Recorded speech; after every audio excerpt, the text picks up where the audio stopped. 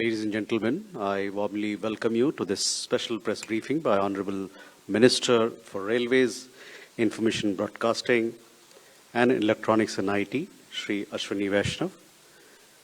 He is also joined by Foreign Secretary, Shri Vikram Misri, as also by Chairman and CEO of the Railway Board, Shri Secy Kumar.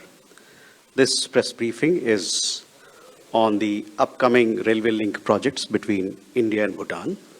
With that, I first invite Foreign Secretary Shri Vikram Misri for his remarks to lay the broad landscape of this conversation with all of you. Sir, the floor is yours. Thank you, Ranveer. Good afternoon, all. Honorable Minister of Railways, Shri Ashwini Vaishnaw ji, Chairman Railway Board, friends. It's a privilege to be here and to join the Railway Minister on the occasion of this very important briefing on a major new initiative between India and Bhutan on the establishment of rail connectivity between our two countries. Let me take the opportunity before the substantive briefing to set the context and say a few words about the relationship between India and Bhutan.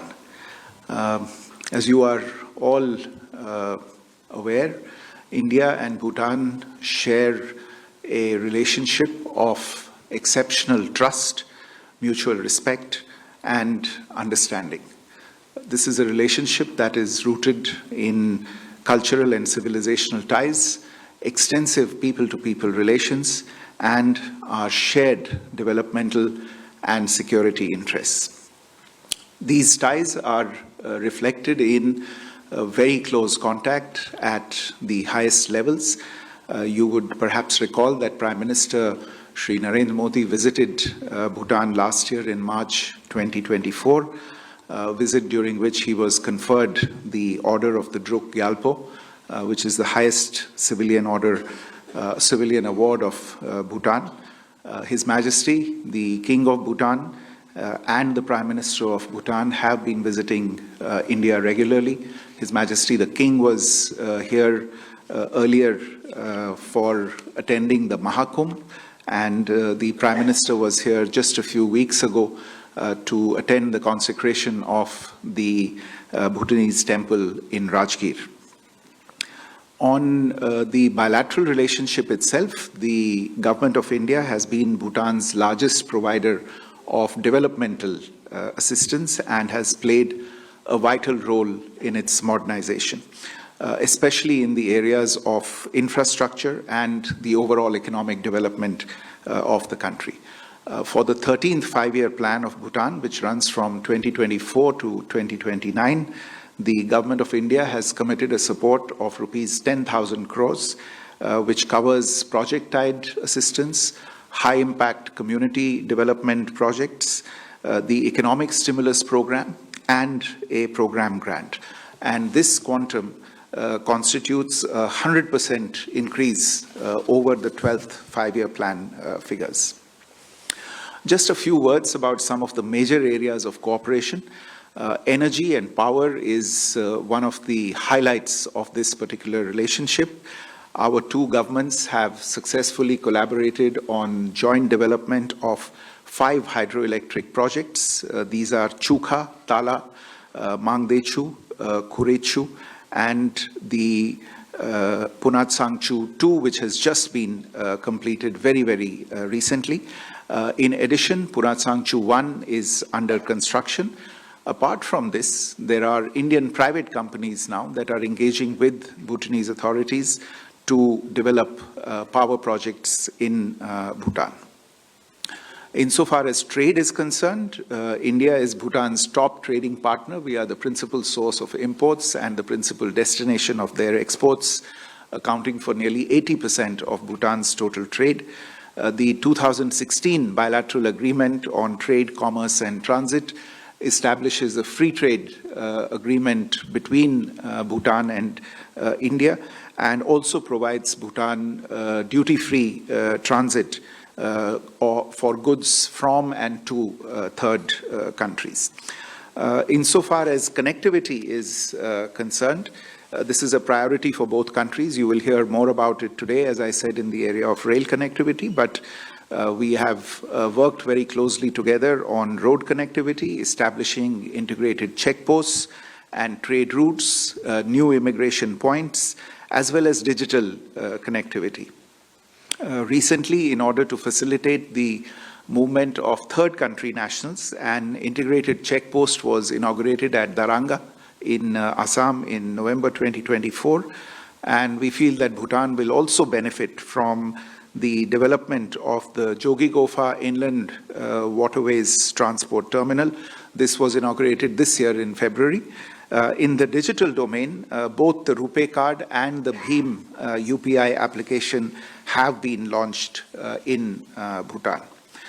Some of you who are following developments in Bhutan closely would be aware that the government there is developing the Gelefu Mindfulness City project bordering Assam. This is an initiative under the direct guidance of His Majesty, the King of Bhutan.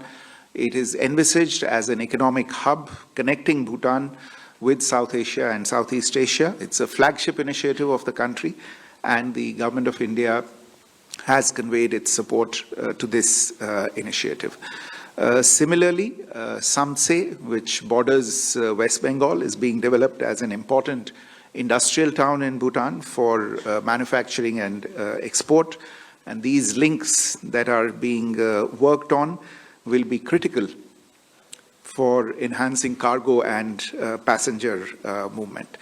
So it is in this context of this very, very special relationship that the two governments have agreed to establish two cross-border rail links between Banarhat and Secy and Kokrajhar and Gelefu. This will be the first set of rail connectivity projects with Bhutan.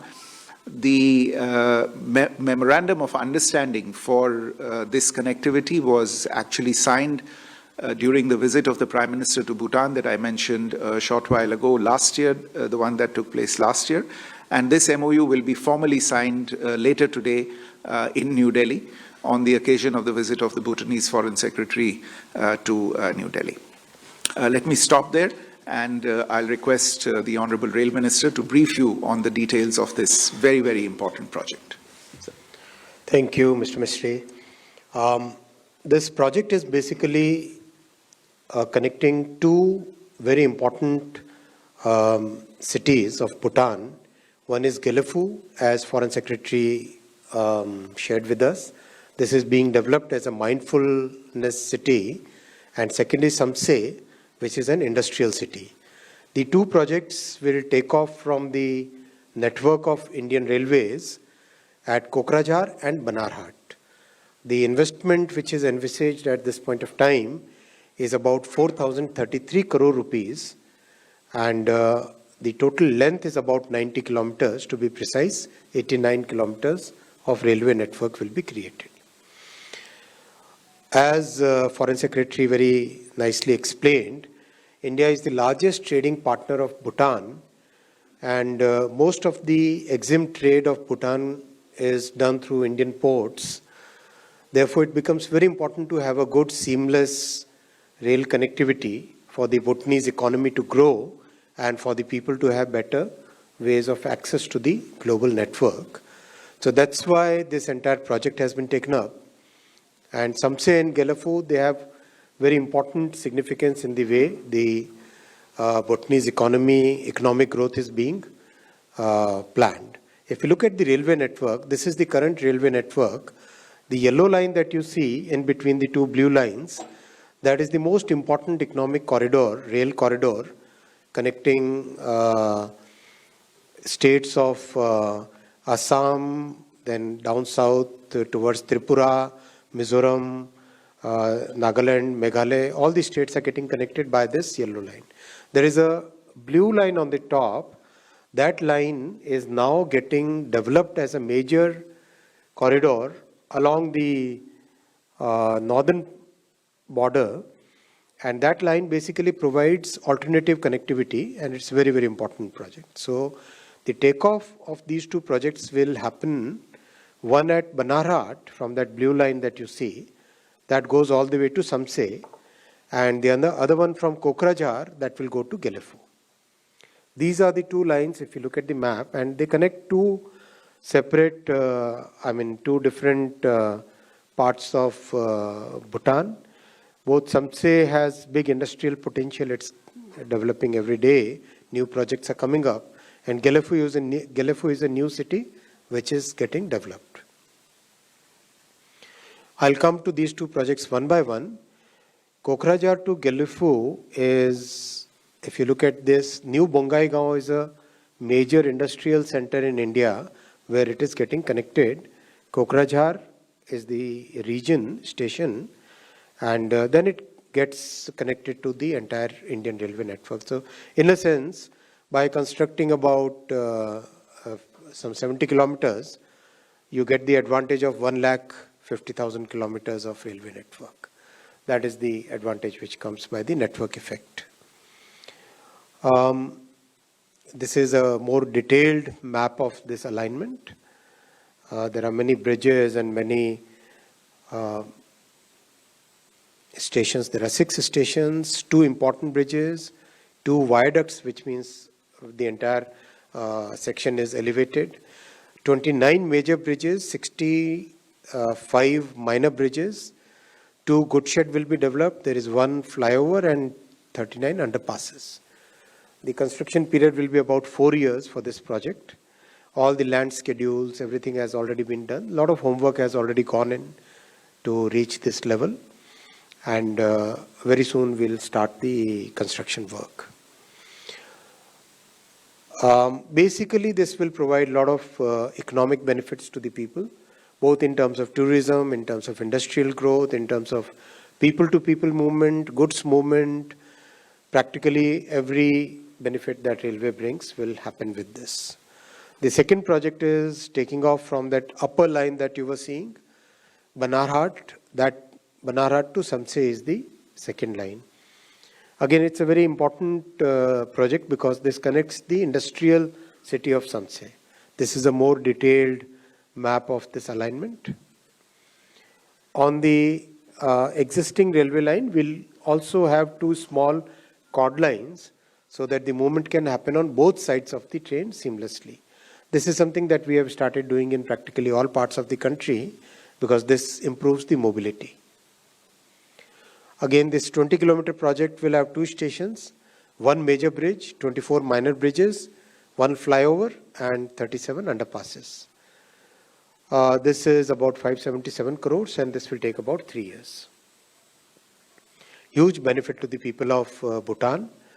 The entire area will get connected, and lots of goods movement, which takes days today, will start happening in a few hours. We have seen in Mizoram, it used to take 4 or 5 days for a cement truck or a steel or any other goods truck to reach the capital Aizawl. Now that's happening in a few hours. So that kind of benefit will come. Just like in case of Srinagar, we have seen that the time for goods shrinks from days to hours. So that is the benefit which will happen for Samse as well as Gelefu. This is one of the promises we had made, and we are delivering on this promise. Thank you, sir. With that, we now open the floor for questions. Please do introduce yourself and your organization before you ask your question. Excuse me. We'll take 3-4 questions together. Okay. Okay. We can take question with you. My question is for the strategic importance of this project. Ram.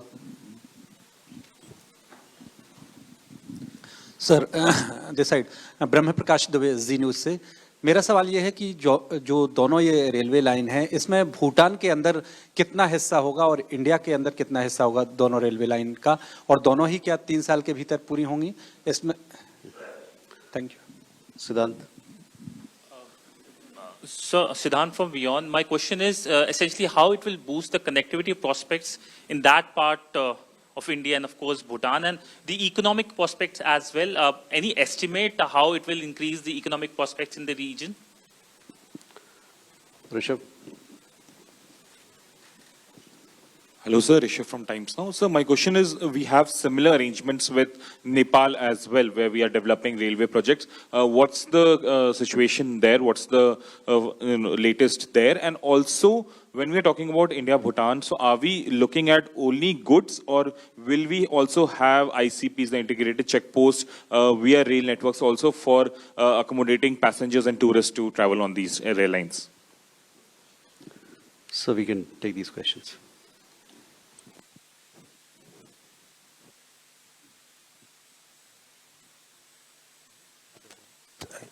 So basically in Banarat Samtse, Bhutanese side is about 2.13 kilometers. Indian side is about 17.42 kilometers, to be precise. In case of Gelefu, Bhutanese side is 2.39 kilometers. Indian side is 66.66 kilometers. Time taken will be, Samtse will be about 4 years. Samtse will be 3 years and Gelefu will be 4 years. Both goods and passengers will be using these two lines. This line will also have most advanced signaling systems that we are implementing everywhere in the country, and this will be designed for running Vande Bharat trains. So this will be basically modern trains will be run fully electrified, and the curves and all those things will be, all the technical parameters will be designed as per the Vande Bharat requirements. A lot of economic benefit as we explained, but I'll still pass on to Foreign Secretary for the strategic importance of these two projects. Thank you, sir. Look, as we have already pointed out, this is the first ever rail connectivity project or projects that we are developing with Bhutan. So it'll obviously enhance overall connectivity between the two countries. The two areas that have been picked are both significant in themselves. I already mentioned the importance of Gelefu, which is the centerpiece of the Gelefu Mindfulness City project, a strategic and visionary project conceived of by His Majesty the King of Bhutan, and something that we have expressed our support for. And this is a project that is envisaged as an economic hub for that part of Bhutan. And naturally, because it borders on to Assam, that whole region, Assam is the border. There will obviously be an economic spin-off effect in the entire region, and the rail network will be an important part of that. Similarly, on Samtse, as the Honorable Minister also explained, it is being developed as a major important industrial town in Bhutan, focused on manufacturing, on export. Some of the potential exports from Bhutan to India from this area will involve dolomite, ferrosilicon, quartzite, and stone chips. And you referred to the utility. It will be for both cargo and passenger movement. At the end of the day, the strategic importance of these projects is also because they connect Bhutanese goods and cargo movement to the vast Indian railway cargo movement. Now, it is an accepted principle of transport economics that railway movement of cargo is far more economical as compared to road movement of cargo. And we, to the extent that we are going to be able to extend rail cargo movement to Bhutanese imports as well as exports, it will obviously contribute to their figures and bottom lines as well. Insofar as ICPs are concerned, I mentioned already that there is initiatives underway to develop ICPs on the Indian side. These will, of course, require mirror ICPs on the Bhutanese side, but I can share with you that the Land Ports Authority of India is working on and has prioritized the development of several ICPs on the India-Bhutan border. And we are actually in close touch. As the rail network starts getting developed, you will see work take place on the development of these new ICPs as well. Okay. More questions now. Kadamini, can we start with you? Kadambini Sharma, independent journalist. Sir, given the sensitivities of environmental issues by Bhutan, were there any concerns raised and how were they addressed? Our friend behind here, 280. So the total investment that you mentioned is from the Indian side. What sort of investment will be there from the Bhutan side? And from the security perspective, any special arrangement that will be done? 47. Sir मैं सुशील राघव हूँ जनसत्ता से। मेरा भी सवाल यही है कि क्या भूटान से इसमें फंडिंग होगी, अगर कुछ होगी तो कितनी? 248 there, please. Hi sir, Manohar Kesri from NewsX and India News. Sir Bhutan और इंडिया के बीच जो रेल लाइन कनेक्टिविटी शुरू हो रही है, इसमें टेक्नोलॉजी का इस्तेमाल इंडियन रेलवे की ओर से होगी या किसी और कंट्री से लेंगे? साथ ही साथ दोनों का जो बजट एलोकेशन है सर, क्या दोनों देश इसको शेयर करने जा रहे हैं?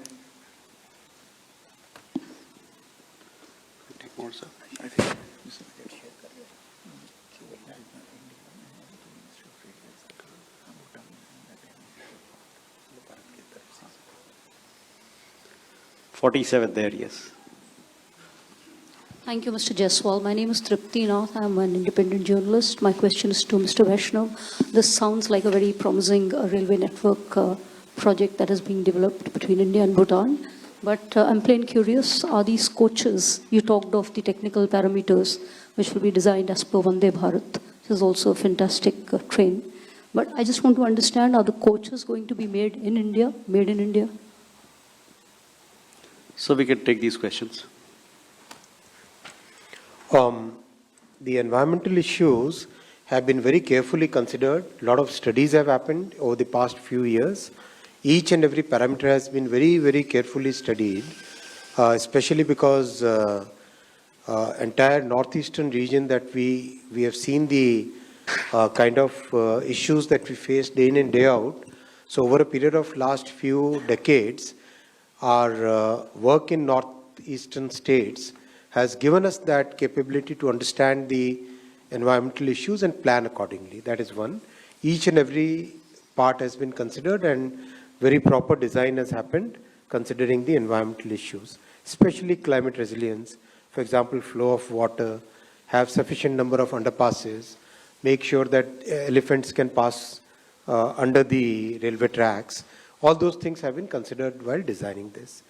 Second, this entire investment is done by Indian side, and most of the part of the railway network which is within the Indian territory, that is part of the Indian railway network, and the part which is within Bhutan, there is a kind of arrangement between India and Bhutan where the investment is being made by India. The technology is all Indian. Coaches will be made in India. And it's basically well-established technology which we are going to use here. The security arrangement will be done in consultation with the operational requirements of both the countries. We will try to have as many people as possible to from Bhutan side to be trained in railway operations so that they also become part of the entire network, the way we have done in case of Nepal also. I'll just add that insofar as the question related to funding was concerned, as the Honorable Minister has explained, the segment of the respective railway links that falls within Indian territory will be funded by the Ministry of Railways, and the segments that will fall for both the links that will fall within Bhutanese territory will be borne by the Ministry of External Affairs as part of the Government of India's assistance for Bhutan's 13th five-year plan. Jugal. Hi, sir. My name is Jugal from the Corrective Newsroom for the BBC. So my question is, you mentioned about the 10,000 crore rupee, I think, development budget of fund for the Bhutanese government, for the Bhutanese nation. Just want to understand whether this budget is part of the 10,000 crores or will that be separate? And so in terms of the trade as of today that is happening between India and Bhutan, can you give us some context on the number of the goods that are being traded and through what points? Thank you. Uma Shankar. Uma Shankar Singh, independent journalist. ये बहुत ही अहम परियोजना है जिसका यहाँ ऐलान किया जा रहा है। मेरा सवाल ये है कि जिस तरह से हमने पिछले कुछ दशकों में या कुछ सालों में देखा है कि चीन ने तिब्बत में, चाहे वो सिक्किम हो, चाहे वो भूटान हो या फिर अरुणाचल हो, सीमावर्ती इलाकों तक रेल परियोजना लेकर वो आया है, तो क्या इस परियोजना को उसके काउंटर एक मेजर के तौर पे भी देखा जाए या फिर ये सिर्फ भारत और भूटान के बीच द्विपक्षीय संबंधों के लिहाज से इसको देखा जाए? Raghavendra. Yes, this is Raghavendra Verma from German television ZDF. So my question is about, do we have a reaction from Bhutan also? How does Bhutan feels about it, and what are their priorities and how they were seeing this line coming? And secondly, in Bhutan, it's only small portion of these railways that go in. So were these two projects entirely dependent on Bhutan to be part of it, or could India had already build those lines to the nearest border region of these two places, and this could have been earlier? Why was it dependent on that portion of Bhutan? Salish. Thank you, sir. I'm Shailesh from National Defense. Sir, may you please elaborate in case, if possible, do we have some rare earth minerals deal with Bhutan, and is this project linked to, or I mean, both these links, are they linked with this particular project, sir? And the second, in case if you allow, the same one which Uma Shankar had just asked. Okay. 232. Thank you sir. Mahesh Kejriwal from Loksatta group. मेरा सवाल sir ये है कि भूटान और China के बीच में जो है कि बॉर्डर एक इशू आ रहा है, तो आप लोग जो ये प्रोजेक्ट शुरू कर रहे हैं, तो भूटान की ओर से क्या भारत के समक्ष कोई विशेष शर्तें रखी गई है इस प्रोजेक्ट को शुरू करने के पहले?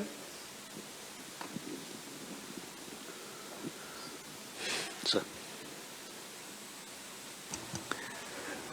Okay, so as I explained, the portion that will be met by the Government of India from for the segments that are within Bhutanese territory is part of the 13th five-year plan outlay that has been agreed of 10,000 crores with the government of Bhutan. On trade, I mentioned we are Bhutan's premier trade partner. Its merchandise trade, Bhutan's merchandise trade with India saw a 12% increase between 2023 and 2024 from 11,305 crores to 12,670 crores. Bhutan's exports to India increased from 2,800 crores in 2023 to 3,100 crores in 2024, while their imports from India grew from 8,500 crore rupees to nearly 9,500 crore rupees during the same period.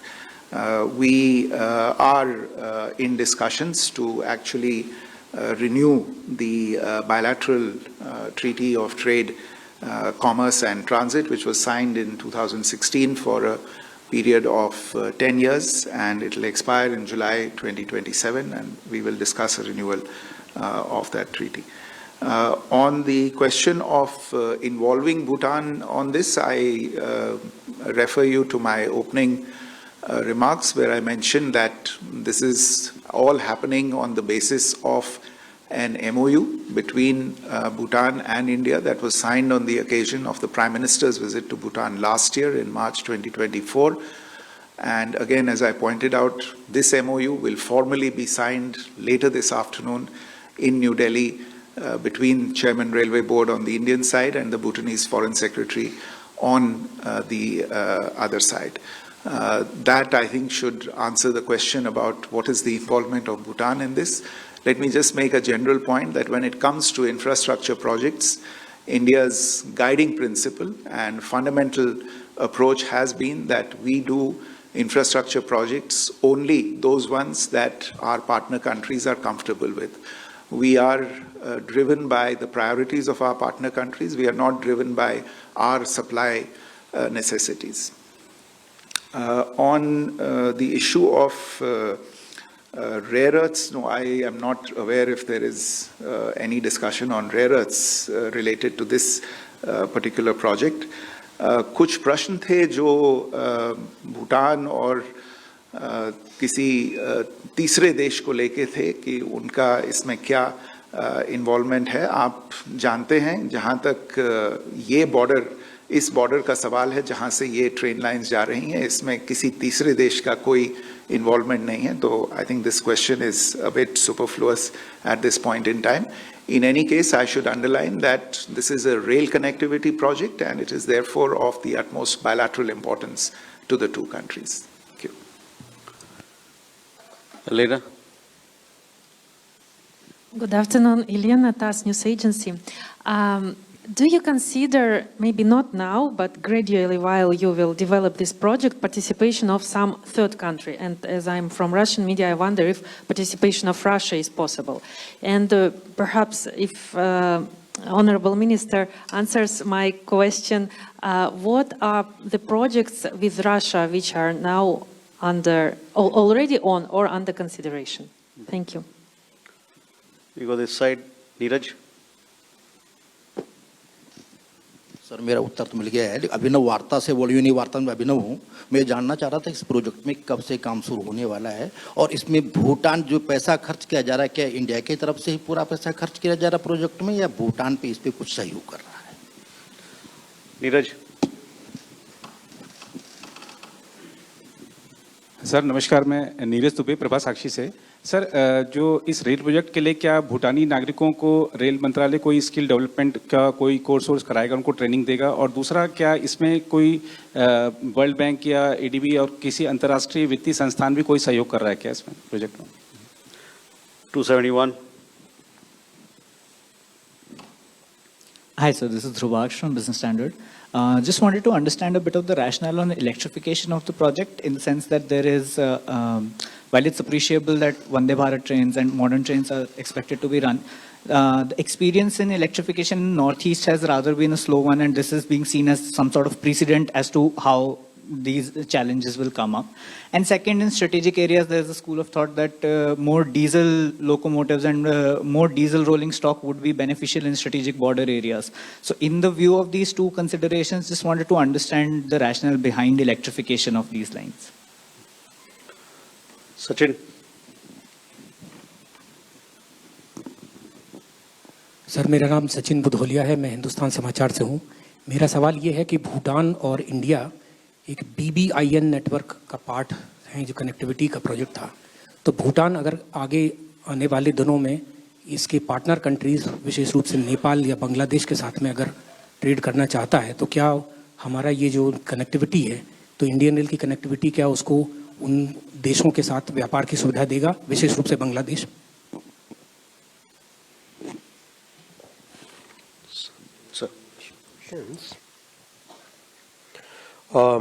About involvement of Russia, I don't think we have any proposal as far as I know, but if any proposal comes, we'll examine it. I think we are self-sufficient in the technology, both on the construction as well as the train set side, so there is no, at this point of time, there is no such consideration. The project will start very soon. The land schedules, everything, all the permissions, they are all in the works, and land acquisition will start very rapidly. The government of Assam also is very cooperative. They are supporting us in starting this project. Funding, as was mentioned earlier, very clearly. The funding for the portion within India is out of the Indian Railways budget, and the funding for the portion which is within Bhutan will be out of MEA's budget, MEA's grants to Bhutan, as FS Saab has already explained. We will be training the people who are interested in railways within Bhutan.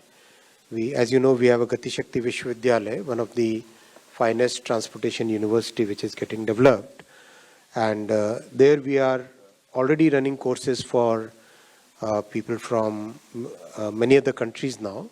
So this will also be part of the program. We don't have any World Bank or ADB requirement in this, and I don't think they have given any proposal so far. So we are not even considering that. A very important question about electrification. I think that question needs to be discussed in a bit of detail. If we compare the environmental issues between diesel and electrified railway network, electrified railway network is about 98% less polluting, considering even the pollution of the source, considering everything, even pollution at the source of generation of electricity. It is 98% less polluting compared to diesel. And when you compare road with rail, then a diesel on both sides, diesel road versus diesel rail, that is 95%. So net, if you compare with the diesel diesel truck on a highway to an electrical train, then the difference is 99 point some percent. So it's practically pollution free. So it's very important that in the economically and environmentally sensitive areas, we should always focus on electrification. Your point about electrification in Northeast no longer holds valid. It's practically entire network is getting electrified. Almost 99% of the network is already electrified, and all new projects are starting with electrification ab initio. Like your generation is born with mobile phones, so it's like that kind of thing. So it's absolutely fine, and diesel can always run even if the network is electrified. So diesel, we keep strategic reserve of about 2,500 locomotives, especially in case of disasters, in case of climate issues, in case of other things. So diesel will remain as a significant base. It's not base load, it's more like as an extra reserve when you need diesel locomotives can be run. So I hope that answers your query about Bangladesh request. जी, आपका जो प्रश्न था BBIN को लेके, आप सही कह रहे हैं कि भारत और भूटान, नेपाल और बांग्लादेश के बीच ये एक समझौता है. तो मेरे विचार में जहाँ तक इस प्रोजेक्ट का प्रश्न है, आपको मालूम होगा कि दोनों नेपाल और बांग्लादेश के साथ हमारे समझौते हैं, जिसके तहत नेपाल और बांग्लादेश के जो एक्सपोर्ट्स और इंपोर्ट्स हैं उनका वो भारतीय टेरिटरी का इस्तेमाल करते हैं ट्रांजिट के लिए, दूसरी कंट्री में एक्सपोर्ट करने के लिए और थर्ड कंट्रीज़ में एक्सपोर्ट करने के लिए भी. तो अभी तो वो जो भारत का रोड नेटवर्क है और कुछ जो रेल नेटवर्क है उसका इस्तेमाल करते हैं, लेकिन इन दो प्रोजेक्ट से जो भूटान एक तरह से भारतीय रेल नेटवर्क से जुड़ जाएगा, तो इन दोनों जो बाकी देश हैं नेपाल और बांग्लादेश, उनके जो भी एक्सपोर्ट्स भूटान जाने होंगे तो वो भी इस एक तरह से भारतीय रेल नेटवर्क का इस्तेमाल कर सकते हैं भूटान में अपने एक्सपोर्ट्स भेजने का और वहां से भूटान के एक्सपोर्ट्स को अपने यहाँ लाने के लिए. With that, ladies and gentlemen, we come to the close of this special briefing. We thank you for your presence and participation, and we also thank Honorable Minister, Foreign Secretary and Chairman Railway Board for their presence. Thank you very much.